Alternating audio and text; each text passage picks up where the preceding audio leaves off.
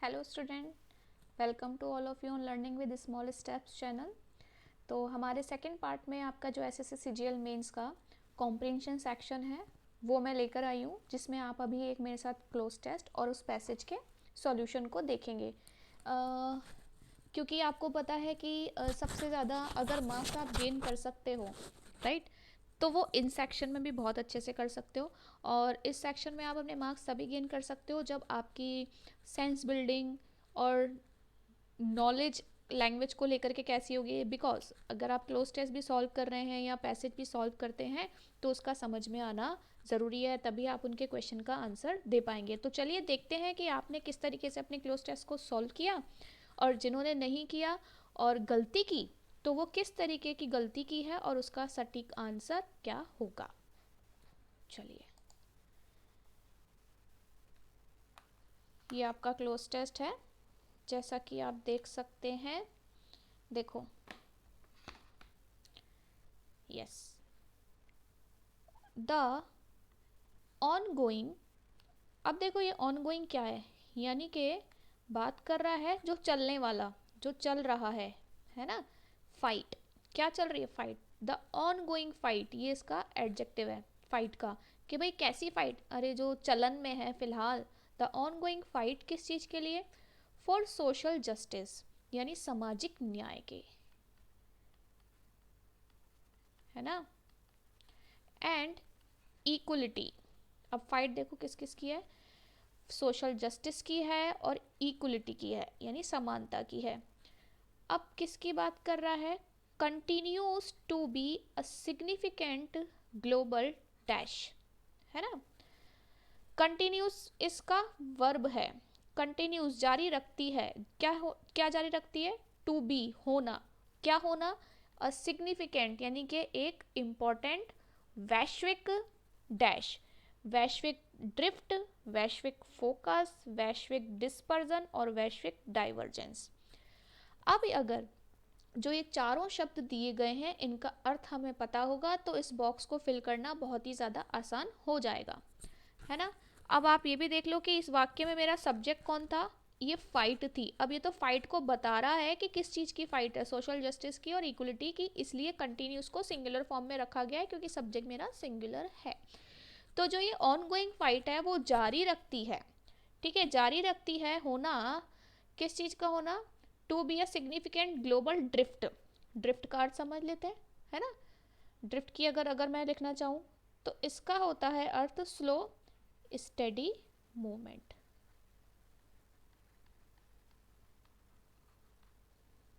Slow steady movement मतलब जैसे कोई ग्रेजुअल चेंज आता है ना, ग्रेजुअल।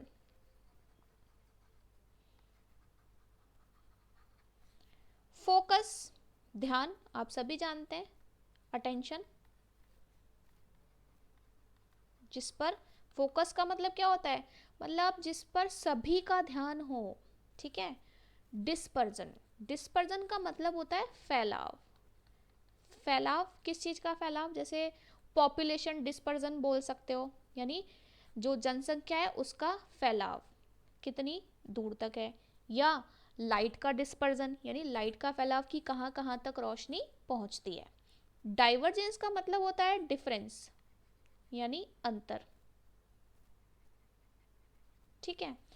अब आते हैं, मुद्दा मेन है फिल करने का। तो अब बताओ कि जो ये इनजस्टिस है ना, कह रहा है ना कि भाई हमें, भाई जस्टिस तो तभी मांगेगा ना जब इनजस्टिस चल रहा हो, राइट। तो कह रहा है the ongoing fight for social justice और equality continues to be a significant drift.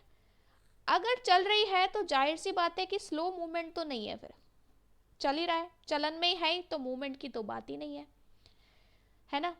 फिर कहता है ध्यान, है ना, एक ग्लोबल फोकस बना हुआ है, एक ग्लोबल डिस्पर्जन बना हुआ है, या एक ग्लोबल अंतर बना हुआ है। तो देखो ग्लोबल अंतर तो नहीं बना हुआ, ग्लोबल फैलाव, फैलाव तो नहीं है, क्या है? एक ग्लोबल अटेंशन बना हुआ है। जिस, मैंने अभी क्या बोला, फोकस का मतलब क्या है? कि जिस पर ऑलमोस्ट सभी का ध्यान केंद्रित हो। तो उसने खुद ने एक शब्द यूज किया, ग्लोबल, वैश्विक।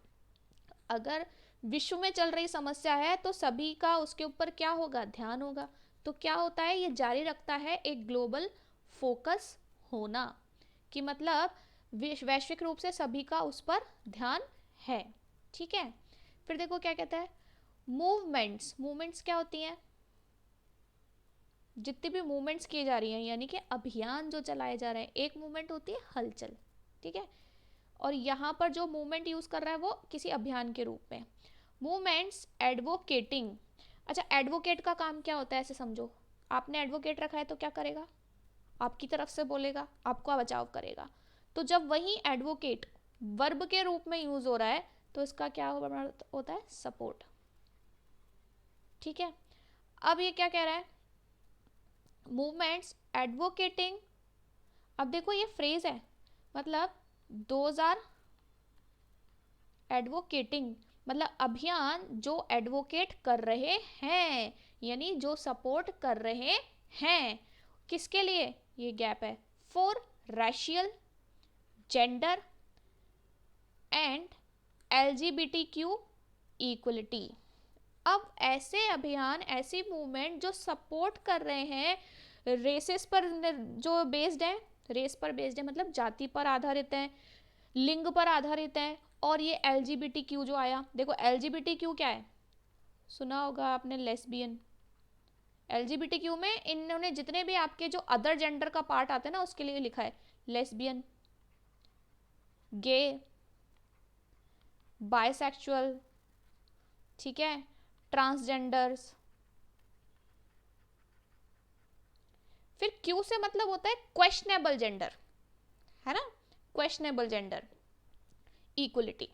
तो मूवमेंट सपोर्ट कर रहे हैं रेशियल को, जेंडर को, और ओवरऑल जो उसने LGBTQ इक्वलिटी को। एज वेल एज मतलब साथ ही साथ, अड्रेसिंग, और साथ ही साथ क्या कर रहे हैं, अड्रेसिंग कर रहे हैं किसको, सिस्टेमिक। सिस्टेमिक मतलब सिस्टम से जुड़े, सिस्टम से जुड़े, जुड़े क्या, डिस्क्रिमिनेशन, सिस्टम से जुड़ा जो डिस्क्रिमिनेशन है, यानी कि जो भेदभाव है, सिस्टम से जुड़ा जो भेदभाव है, एंड इनजस्टिस। ठीक है, अब आ जाओ, यानी कि मूवमेंट एडवोकेटिंग, ऐसे मूवमेंट जो एडवोकेट कर रहे हैं रेशियल, जेंडर और LGBT इक्वलिटी को, साथ ही साथ एड्रेस भी कर रहे हैं सिस्टेमिक डिस्क्रिमिनेशन को और इनजस्टिस को, have dash momentum in recent years. अब देखो ये मेरा सब्जेक्ट है और ये पूरा का पूरा मुझे इस मूवमेंट के बारे में बता रहा है कि मूवमेंट है कैसे, है ना, ऐसे ऐसे मूवमेंट है जो सपोर्ट कर रहे हैं रेशियल, जेंडर इक्वलिटी को और सिस्टेमिक डिस्क्रिमिनेशन को, जो सिस्टम से जुड़ा जो भेदभाव चल रहा है उसको एड्रेस कर रहे हैं, इनजस्टिस को एड्रेस कर रहे हैं, ऐसे वाले movements have dash momentum. Momentum का मतलब होता है तेजी पकड़ना, है ना, तेजी होता है क्योंकि ये तो नाउन के रूप में। इन रिसेंट ईयर, यानी कि जो रिसेंट हाल ही के सालों में इन मूवमेंट ने क्या किया, प्रोवाइड किया है मोमेंटम, गेन किया है मोमेंटम, स्कैटर्ड किया है मोमेंटम, या इन्वोक किया है मोमेंटम, है ना। अब पॉइंट है कि चलो पहले वर्ड समझते हैं, कहना क्या, प्रोवाइड का मतलब तो आप क्या जानते हो, सबको प्रदान करना, ठीक है। गेन का मतलब होता है बढ़ना, है ना। स्कैटर का मतलब, स्कैटर्ड यानी कि फैलाना, इन्वोक करना यानी मेंशन करना, किसी व्यक्ति का या किसी थ्योरी का या किसी कहानी को मेंशन करना अपने अपने पॉइंट को, अपने ओपिनियन को, अपने आइडिया को सपोर्ट करने के लिए। जैसे हमने हम अपना कोई अपना एक कोई बात डिस्कस कर रहे हैं, उसको सही प्रूव करने के लिए हम कोई पुराना केस डिस्कस करने लग जाएं कि जैसा कि उस केस में देखा गया था, तो अपने अपने अपने पॉइंट को, अपने ओपिनियन को सपोर्ट करने के लिए आप किसी और चीज़ का जब सहारा लेते हो, यानी कि किसी और चीज़ को मेंशन करते हो, तो इसका मतलब हो गया मेंशन करना। अब आप खुद सोचो कि ये जो मोमेंटम आया है इन मूवमेंट्स में, ये क्या पकड़ा है, बड़े हैं ना, तो इन्होंने क्या करा है, इन्होंने तेजी पकड़ी है। तो देखो ये लिख लेना, अगर जो मोमेंटम या तो गेन होता है या मोमेंटम लॉस होता है, यानी कि कमी आ रही है तो आप लॉस मोमेंटम यूज करोगे, और अगर बढ़ोतरी आ रही है तो आप इसमें क्या यूज करोगे, गेन मोमेंटम। तो अपोजिट दोनों वर्ड बता दिए कि मोमेंटम के लिए क्या यूज होगा, ठीक है। फिर देखो क्या कहता है, पीपल आर इंक्रीजिंगली रिकॉग्नाइजिंग, यानी कि अब पीपल जो है और ज्यादा रूप से यानी कि बढ़ रहे हैं, रिकॉग्नाइज कर रहे हैं, है ना, बढ़ते हुए रूप से रिकॉग्नाइज कर रहे हैं, इंक्रीजिंगली रिकॉग्नाइजिंग, किसको रिकॉग्नाइज कर रहे हैं, the importance of dismantling structures. अब देखो क्या कह रहे हैं, अब लोग क्या कर रहे हैं, पहचान रहे हैं और ज्यादा मात्रा में पहचान रहे हैं, इंक्रीजिंगली रिकॉग्नाइज का मतलब ज्यादा मात्रा से, ठीक है, क्या पहचान रहे हैं, किसी चीज की महत्वता को पहचान रहे हैं, और वो महत्वता किसकी है, अब देखो ये ऑफ क्या है, प्रेपोजिशन है ना, अब डिसमेंटलिंग क्या बन गया यहाँ पे, जेरेंड बन गया, अर्थात एक वर्ड समझना, डिसमेंटल। देखो डिसमेंटल अगर किसी मशीन को किया जाता है तो इसका अर्थ होता है कि आपने मशीन के पुर्जों को ऑर्गेनाइज्ड वे में सेपरेट किया, ठीक है, और अगर यही डिसमेंटल किसी ऑर्गेनाइजेशन के लिए या किसी सिस्टम के लिए यूज किया जाता है तो इसका अर्थ होता है टू एंड करना, किसको, टू एंड एन ऑर्गेनाइजेशन, किसी ऑर्गेनाइजेशन को और सिस्टम को इन एन ऑर्गेनाइज्ड वे, मतलब आप किसी चीज को अंत तो कर रहे हो, एक मिनट, स्पेलिंग वाज रॉन्ग ना,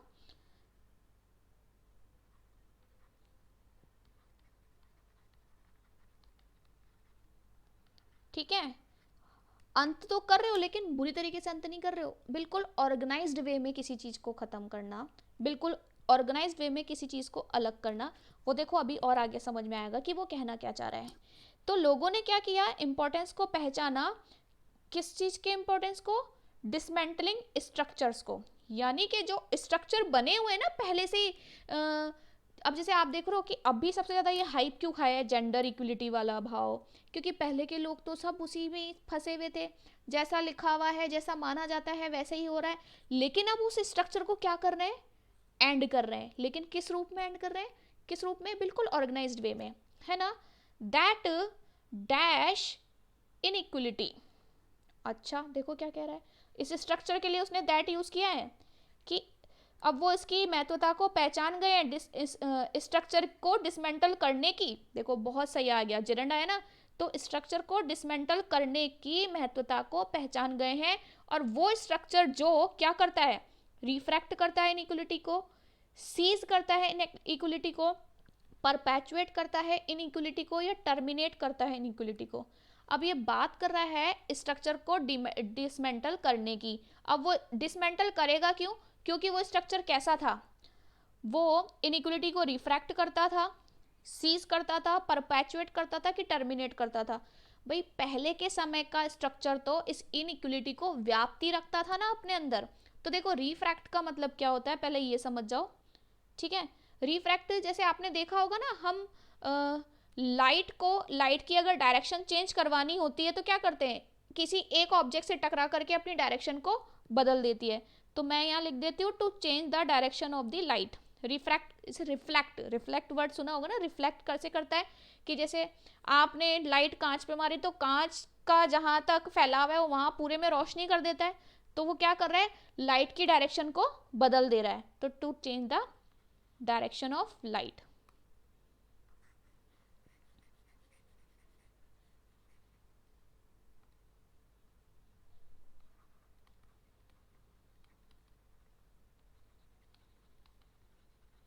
फिर कह रहा है सीज करना, सीज करने का मतलब क्या होता है, टू प्रिवेंट यानी रोकना। अब परपेचुएट का मतलब क्या है, देखो परपेचुएट का मतलब होता है लंबे समय तक बनाए रखना। अब वो स्ट्रक्चर कैसा था, जो इस इनइक्वलिटी को बनाए रखे हुए था वैसा ही था ना। टर्मिनेट करना यानी कि एंड करना, ठीक है। अब आप बताओ कौन सा सूटेबल वर्ड है, परपेचुएट यानी कि वो structure that perpetuate in equality.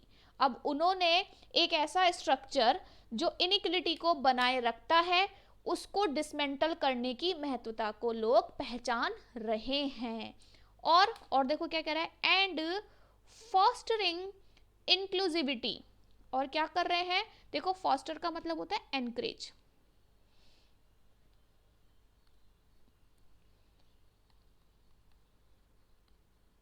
Foster का मतलब होता है एनकरेज करना, यानी कि बढ़ावा देना। तो और क्या कर रहे हैं, बढ़ावा दे रहे हैं, किसको बढ़ावा दे रहे हैं, इंक्लूसिविटी को। अब इंक्लूसिविटी भी समझ लो,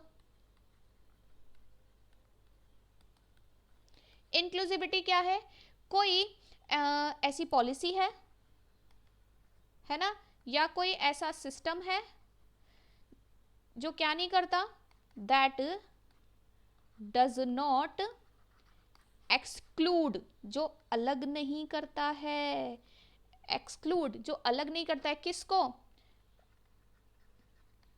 बेस्ड ऑन जेंडर, जो जेंडर पर आधारित हो, एज पर आधारित हो, या जात पर आधारित हो। तो कैसा सिस्टम, जो क्या नहीं कर रहा, जो क्या नहीं कर रहा, जो भाई इन सब चीज़ों के आधार पर चीज़ों को एक्सक्लूड नहीं कर रहा कि चलो नहीं तुम क्या कहते हैं, तुम इस जेंडर के नहीं हो, तुम्हें ये फैसिलिटी नहीं मिलेगी, तुम्हारी उम्र ये नहीं हुई, तुम्हें ये फैसिलिटी नहीं मिलेगी, है ना, तुम इस जाति के हो, तुम्हें ये फैसिलिटी नहीं मिलेगी, है ना। तो क्या कर रहे हैं वो, एंड फॉस्टरिंग इंक्लूसिविटी, यानी कि एक ऐसे सिस्टम को एनकरेज कर रहे हैं जो जेंडर के बेस पर किसी को अलग ना करे, in all aspects of society, समाज के हर पहलू में। ठीक है, चलो नेक्स्ट देखते हैं क्या कहता है। Calls for justice, calls for का मतलब लिख लेना demand for justice, call for का मतलब होता है डिमांड, ठीक है। Calls for justice, representation and equal opportunities have sparked conversations. अब जो ये डिमांड है ना, न्याय की, रिप्रेजेंटेशन की, बराबर के अवसरों की, तो कॉल्स क्या है, डिमांड से प्लूरल वे में यूज हुआ है, तो हैव स्पार्क्ड कॉन्वर्सेशन, तो उन्होंने उसको भड़का दिया है, जो बातें चल रही ना उनको स्पार्क कर दिया है। एंड इनिशिएटिव्स, और देखो ये एंड के बाद में इसने कहा इनिशिएटिव्स एम्ड, अब देखो ये क्या आया है, कंजक्शन आया है ना, और है ना डैश, जैसे यहाँ पे दिया ना हैव स्पार्क कॉन्वर्सेशन, तो और इनिशिएटिव्स हैव एम्ड, और जो इनिशिएटिव्स लिए गए हैं, यानी कि जो कदम उठाए गए हैं, पहल की गई है, वो एम कर चुकी है किसके ऊपर, एट क्रिएटिंग, एम्ड एट लेता है, ध्यान रखना, एम्ड एट, है ना, creating a more equitable world, very nice. तो जब जो डिमांड आई है वो क्या कर रही है, एक तो इस डिमांड ने कॉन्वर्सेशन को स्पार्क कर दिया इक्वल अपॉर्चुनिटीज को लेकर के, जस्टिस को लेकर के, और जो इनिशिएटिव्स हैं उन्होंने एम किया है क्रिएट करने पर अ मोर इक्विटेबल वर्ल्ड, ठीक है। फिर कहता है इट इज क्रूशियल, अब ठीक है, अब ये देखो क्या है, ये आगे बताएगा कि क्रूशियल क्या है। इट इज क्रूशियल, यानी क्रूशियल का मतलब होता है important, to dash in meaningful dialogue, कि भाई जो बातें हैं या जो कही हुई बातें हैं, डायलॉग जो हैं वो कैसे हो, मीनिंगफुल हो, है ना। और it is crucial to challenge biases, biases का मतलब क्या होता है, जो एक ही तरफ झुकी हुई बात नहीं होती है, पक्षपात, है ना, तो किसको चैलेंज कर रहे हैं, उस पक्षपात को चैलेंज कर रहे हैं। तो it is crucial to dash in meaningful dialogue, है ना, it is crucial to challenge biases, biases को चैलेंज करना, पक्षपात को चैलेंज करना, और एक्टिवली और सक्रिय रूप से प्रमोट करना, एक्टिवली प्रमोट डाइवर्सिटी, यानी कि जो ये विभिन्नता है ना उसको प्रमोट करो, रुक मत जाओ, एक ही चीज पर मत टिक जाओ, जो ये जेंडर को लेकर के उसने कहा। और to build a society where everyone has equal rights, तो इट इज क्रूशियल टू ये सब करना इन डायलॉग्स, मीनिंगफुल डायलॉग्स में। अब क्या होना है वो अपन देखते हैं, इवॉल्व होना, इंगेज होना, मैनिफेस्ट होना, या को इनसाइड होना। तो इवॉल्व का मतलब क्या होता है, इवॉल्व का मतलब होता है टू डेवलप, विकसित होना, कैसे, लेकिन धीरे धीरे, ग्रेजुअली। इंगेज होना यानी कि टू, देखो इसने यहाँ पर क्या किया है ना, इनको यूज किया है, वैसे इंगेज का मतलब बिजी होना भी होता है, पर जब इंगेज इन लेकर के आता है तो ये फ्रेजल वर्ब होता है, जिसका मतलब होता है to take part in something, किसी चीज में हिस्सा लेना। है ना। मैनिफेस्ट करना, मैनिफेस्ट करने को क्या कहोगे कि शोकेस करना, शोकेस करना अर्थात डेमोन्स्ट्रेट करना यानी कि शो करना। तो मैं यहाँ पे डेमोन्स्ट्रेट तो लिख देती हूँ। अब डेमोन्स्ट्रेट किसको किया जाता है? To demonstrate a feeling, attitude या कोई आइडिया, ठीक है। कोइंसाइड, अच्छा एक वर्ड सुना होगा कोइंसिडेंस, हम बोलते हैं ना कोइंसिडेंस हुआ। कोइंसिडेंस कैसे होता है कि मैं वहां पहुंचा तो मेरा दोस्त भी वहीं पहुंचा, है ना। कोइंसिडेंसली ये हुआ, कोइंसिडेंटली ऐसा हुआ कि मैं पहुंचा तो डिलीवरी बॉय आ गया। तो मतलब दोनों एक्शन का सेम टाइम पर घटित होना, तो इसमें लिखो to happen at the same time. अब देखो, अब जाहिर सी बात है समझ में आया होगा कि भाई it is crucial to develop करना, लेकिन धीरे धीरे, धीरे धीरे तो नहीं करना है भाई, चेंज अब जल्दी चाहिए ना, क्योंकि लोग ऑलरेडी बहुत ज़्यादा डिस्क्रिमिनेशन झेल चुके हैं, है ना। तो क्या कह रहा है कि इंगेज होना, यानी कि कह रहा है कि भाई हमें मीनिंगफुल डायलॉग में हिस्सा लेना चाहिए और क्या करना चाहिए, बायसेस को चैलेंज करना चाहिए एंड एक्टिवली प्रमोट करना चाहिए डाइवर्सिटी को, और साथ ही साथ एक ऐसा सोसाइटी बिल्ड करना चाहिए जहां everyone has equal rights and opportunities, कि जहां सभी के पास इक्वल राइट्स और इक्वल अपॉर्चुनिटीज़ हों। तो देखिए ये है आपका क्लोज टेस्ट जो बेसिकली बेस्ड था जेंडर इक्वलिटी के ऊपर, ठीक है। अब हम चलते हैं नेक्स्ट अपने पैसेज की तरफ। चलिए, जो ये आपका पैसेज आया था, ये आपने जिन्होंने एग्ज़ाम दिया है उन्हें पता है कि ये ग्रेप्स के ऊपर बेस्ड था, और जो प्रैक्टिस के लिए आए हैं उन्हें भी मैं बता देती हूँ, जो ये बेसिकली आपका पैसेज दिया गया है वो ग्रेप्स के बारे में दिया गया है। चलिए देखें, पढ़ते हैं क्या क्या कहता है। देखो, ऑन वुडी प्लांट्स, ठीक है, नोन एज वाइन्स। अब ये वुडी प्लांट्स क्यों कह रहा है कि ऐसे प्लांट्स जिसमें ये ऐसे वुड्स होती हैं, वुड्स क्या कहलाती है, लकड़ियाँ, है ना। वुडी वाला है, पतली पतली लकड़ियों वाला। नोन एज वाइन्स, वाइन्स क्या कहलाता है, बेल। जैसे एक और वर्ड होता है क्लाइंबर्स, इंग्लिश में बोलते हैं क्लाइंबर्स, है ना। क्लाइंबर्स टाइप्स ऑफ प्लांट्स हैं। क्लाइंबर्स का मतलब होता है कुछ ऐसे प्लांट्स जो बेसिकली सपोर्ट लेकर के ऊपर चढ़ते हैं, है ना, क्योंकि उनकी जो ट्रंक्स होती हैं, है ना, या जिनकी जो ये ब्रांचेस होती है बहुत ज़्यादा वीक होती हैं ना। जैसे पेड़ की तो स्ट्रांग होती है तो वो अपने आप पेड़ के ट्रंक में से, तने में से निकलती है, बढ़ जाती हैं, लेकिन कुछ को क्या चाहिए होता है, सपोर्ट चाहिए होता है ऊपर की तरफ ग्रो करने के लिए। तो उसके लिए कह रहा है ना, on woody plants known as vines, luscious, smooth skinned. Luscious का मतलब होता है रस भरा, ठीक है। स्मूथ यानी कोमल, बहुत ज़्यादा सॉफ्ट। स्किन्ड यानी जिसकी ऊपर की परत जो होती है। बेरीज, बेरी कह रहे हैं ना, बेर की शेप में होती है इसलिए। कॉल्ड ग्रेप्स, क्या कहलाती है, grapes. Grow in dense clusters, अब देखो उसने पहले ही बोल दिया, नोन एज वाइन्स, वाइन्स के रूप में जानी जाती है ना। कॉल्ड ग्रेप्स, जो ग्रेप्स हैं। अब क्या कह रहा है, ग्रो इन, तो जाहिर सी बात है ग्रेप्स जो ग्रो करते हैं in dense cluster. Dense clusters का मतलब है गुच्छा, आपने देखा होगा ना अंगूर का गुच्छा आता है, क्लस्टर का मतलब होता है गुच्छा, ठीक है। यहाँ तक समझ में आया।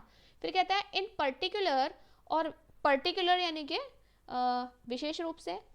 Grapes are grown in France, कहाँ ग्रो किए जाते हैं, फ्रांस में, इटली में, स्पेन में, ऑस्ट्रेलिया में, चिली में, रोमानिया में। चिली क्या है, ये साउथ अमेरिकन कंट्री है ना, साउथ अफ्रीका में और कैलिफोर्निया में। अब यहाँ पर इनको ग्रो किया जाता है। देखो पैसेज पढ़ते वक्त आपको इतना तो टाइम मिलता नहीं होगा, लेकिन फिर भी उसको समझना तो नेसेसरी होता है, तभी तो कहते हैं, तभी तो आंसर दे पाओगे। And all of which have warm summers, और ये जितनी भी जगहों के नाम बता रहा है उसके लिए कह रहा है विच हैव वार्म समर्स, यानी कि उनके गर्म समर सीजन होता है। एंड मॉडरेट विंटर्स, और विंटर्स जो होती है वो मॉडरेट होती है, यानी कि नम नॉर्मल रूप में होती हैं। Table grapes are larger and sweeter grapes, अब देखो जिसने अभी ग्रेप की बात करा है तो एक टाइप बता रहा है कि जो टेबल ग्रेप्स होते हैं आर लार्जर, यानी कि साइज में थोड़े बड़े होते हैं, थोड़े ज़्यादा मीठे होते ग्रेप्स हैं, and that are intended for fresh consumption, यानी कि जिनका कंजप्शन फ्रेशली ही कर लेना चाहिए, ठीक है, मतलब वो फ्रेश खाने के लिए होते हैं। टू क्रिएट वाइन, अब देखो वाइन और वाइन में दोनों में भाई स्पेलिंग में डिफरेंस देख लेना। वाइन का मतलब बेन है, VINE मतलब बेल, और WINE यानी वाइन जो अल्कोहल होता है, ठीक है। To create wine 80% of the grapes are crushed. अब देखो क्या कह रहा है कि भाई वाइन बनाने के लिए, है ना, 80% ऑफ द ग्रेप्स यानी ग्रेप जो होते हैं ना उसका 80% भाग को क्रश्ड कर दिया जाता है, ठीक है। अब the fermentation process turns grapes into wine. अब देखो फर्मेंटेशन प्रोसेस है क्या, आपने एक वर्ड सुना है यीस्ट। कई बार हम कुछ ऐसी चीज़ें बनाते हैं जिसमें पहले उस चीज़ को सड़ाया जाता है, जैसे ब्रेड हो गई, है ना, नान हो गया, राइट। क्या करना पड़ता है कि भाई इसमें पहले आप दही वही डाल के रखते हो, फिर वो यीस्ट करता है ना, उसके बाद चीज़ें पकती हैं। तो fermentation is also a process in which things are, है ना, मेड टू यीस्ट, यानी कि उनको सड़ाया जाता है। तो the fermentation process turns grapes into wine. अब जब इनके ऊपर ये यीस्ट वाला प्रोसेस चलता है वो ही इन ग्रेप्स को वाइन में बदलता है। टू मेक रेजिन्स, रेजिन्स होती है किशमिश, किशमिश खाई होगी ना आप लोगों ने, किशमिश क्या है, अंगूर का ही तो बदला हुआ रूप है। तो to make raisins grapes must also be dried. जाहिर सी बात है कि भाई किशमिश बनाने के लिए जो ग्रेप्स हैं उनको ड्राई किया जाना चाहिए, they must also be dried, ठीक है, कि भाई बिना ड्राई किए तो किशमिश बनेगी भी नहीं। फिर कह रहा है कि grapes ripen in the area, ripen verb है, ठीक है। ग्रेप्स क्या होते हैं, राइप होते हैं यानी कि पकते हैं, in the area of California, California के एरिया में, इन अगस्त, ठीक है। They are cut from the vines, फिर उनको उनकी बेल से कट किया जाता है, and left on trays to dry, और फिर उसके बाद उनको ट्रे यानी कि जो उनकी बड़ी बड़ी ट्रे होती हैं, है ना, उनमें छोड़ दिया जाता है सूखने के लिए, फॉर 2 to 3 weeks, 2 से 3 हफ्तों के लिए। सो टू ट्रांसफॉर्म देम, तो अब उनको बदलने के लिए इनटू रेजिन्स, किशमिश में, दे आर फर्दर कुक्ड, उसके बाद उनको कुक किया जाता है, स्टीप्ड इन पर्टिकुलर ट्रीटमेंट्स, यानी कि अलग अलग केमिकल में, है ना, किसी लिक्विड में उनको डिप भी किया जाता है। अकॉर्डिंग टू स्टडीज, है ना, अब स्टडीज के अनुसार 1 acre of grapes can make रफली 15,000 glasses of wine on average. कह रहा है कि 1 acre में जो जितना ग्रेप्स ग्रो किया जाता है ना, तो वो 1 acre का ग्रेप्स 15,000 ग्लासेस ऑफ वाइन बनाता है एवरेजली, ठीक है। Grapes of the Thompson, flame, ruby, perlette and Tokay varieties are popular. अब उसने ग्रेप्स की वेराइटी भी बता दी आपको, ये सब इसकी वेराइटीज हैं जो कि क्या हैं, पॉपुलर हैं। चलो क्वेश्चन पे आते हैं। In which region do grapes ripen in August, अगस्त में किसकी बात करा था, कैलिफोर्निया की। बहुत आसान क्वेश्चन है। अब based on your reading of the passage select the most appropriate word which best describe luscious. अभी मैंने लशियस क्या बताया था, रस भरा, तो क्या बोलोगे, juicy. What does the fermentation process do, fermentation process यानी कि उसको यीस्ट करने का प्रोसेस जो था वो क्या करता है, ग्रेप को रेजिन में बदलता है, ग्रेप्स को बड़ा बनाता है, ग्रेप्स को वाइन बनाता है, या ग्रेप्स को क्रश करता है। भाई फर्मेंटेशन प्रोसेस से तो वाइन ही बन रही थी ना। Select the most appropriate title for the passage. देखो grapes and its uses, wine making, grapes and world और वेराइटीज ऑफ ग्रेप्स। देखो वेराइटीज ऑफ ग्रेप्स की बात करूँ तो सिर्फ और सिर्फ वेराइटीज की बात नहीं की गई थी, ग्रेप्स और दुनिया की बात नहीं की गई थी, सिर्फ वाइन मेकिंग की बात भी नहीं की गई थी। उसने हमें ग्रेप्स के बारे में बताया। अब ग्रेप्स के बारे में बता रहे तो उसकी वेराइटीज भी आ गई, है ना, इवन वो कहाँ कहाँ उग रहा है वो भी आ गया, ठीक है। और फिर हमें क्या क्या बताया कि किस किस रूप में उसको यूज कर सकते हैं और उसके यूजेस बताया। तो राइट ऑप्शन कौन होगा, grapes and its uses. I hope जिन भी स्टूडेंट ने किया है एग्जाम में उन्हें ये सेक्शन तो बहुत आसान लगा होगा, इस बार कुछ डिफिकल्ट नहीं आया है पेपर में, है ना। अब आगे के जो तो पैसेज है वो हम अपनी नेक्स्ट वीडियो में कंटिन्यू करेंगे। Thank you so much. पसंद आया हो, समझ आया हो तो अपने अदर फ्रेंड्स के साथ ज़रूर से शेयर कीजिएगा। Thank you so much.